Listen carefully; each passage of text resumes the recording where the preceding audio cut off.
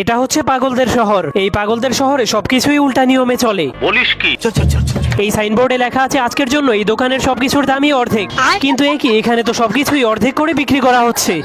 কি বলবো, যাই হোক। এরপর একটা শুকর বাইক চালাতে গিয়ে গাছের সাথে বাইক অ্যাক্সিডেন্ট করে। ঠিক তখনই একটা অ্যাম্বুলেন্স তাকে হসপিটালে নিয়ে যাওয়ার জন্য চলে আসে, কিন্তু অ্যাম্বুলেন্স তো রোগীটাকে রেখে বাইকটাকে নিয়ে হসপিটালে চলে যাচ্ছে।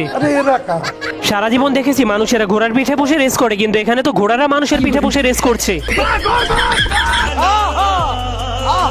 আর এটা হচ্ছে এই শহরের সব থেকে বিখ্যাত কলেজ, কারণ এই কলেজে কেউ পড়াশোনার জন্য ভর্তি হলে তাকে পড়াশোনা শেষ করে কামলা দিতে হয়।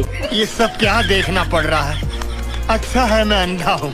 একবার এই জঙ্গলে নতুন একটা জিরাফ চলে আসে, কিন্তু জিরাফের গলাটা বেশি লম্বা হওয়ার কারণে তার মাথাটা চাঁদের সাথে ধাক্কা লেগে যায়, যার কারণে চাঁদ আকাশ থেকে ছুটে নিচে পড়ে যায়। এটা দেখার পর সেই জিরাফটা অনেক ভয় পেয়ে যায়। এরপর সে চাঁদটাকে উঠিয়ে আবারও আকাশে লাগানোর চেষ্টা করে, কিন্তু চাঁদটা বারবার নিচে পড়ে যাচ্ছিল, যার কারণে জিরাফটা অনেক বিরক্ত হয়ে চাঁদটাকে উপরে ঢিল মেরে পালিয়ে যায়। কিন্তু এবার চাঁদটা আকাশ থেকে নিচে পড়ে টুকরো টুকরো হয়ে যায়, যা দেখার পর জিরাফটা আরো বেশি ভয় পেয়ে যায়। এরপর সে সবগুলো টুকরোকে এক এক করে আকাশে ফিট করতে শুরু করে দেয়, কিন্তু জিরাফটা চাঁদটাকে নিজের চেহারার মতো বানিয়ে ফেলেছিল। এরপর সে আবারও চাঁদটাকে ঠিকভাবে গোল বানিয়ে দেয়। তখন সে অনেক খুশি হয়ে সেখান থেকে চলেই যাচ্ছিল, কিন্তু সে পিছনে তাকালেই দেখতে পায় চাঁদটা ধীরে ধীরে আকাশ থেকে নিচে পড়ে যাচ্ছে। এটা দেখার পর জিরাফটা অনেক ভয় পেয়ে দৌড়ে গিয়ে তার মুখ দিয়ে চাঁদটাকে ক্যাচ করে ফেলে, কিন্তু তখনই ভুলবশত চাঁদটা তার মুখ থেকে পেটের মধ্যে চলে যায়, যার কারণে জিরাফটা অনেক ভয় পেয়ে দৌড়াতে শুরু করে দেয়। কিন্তু তখনই সে হঠাৎ করে একটা গাছের সাথে ধাক্কা খেয়ে যায়, যার ফলে চাঁদটা তার পেট থেকে বের হয়ে নিজের জায়গায় চলে যায়।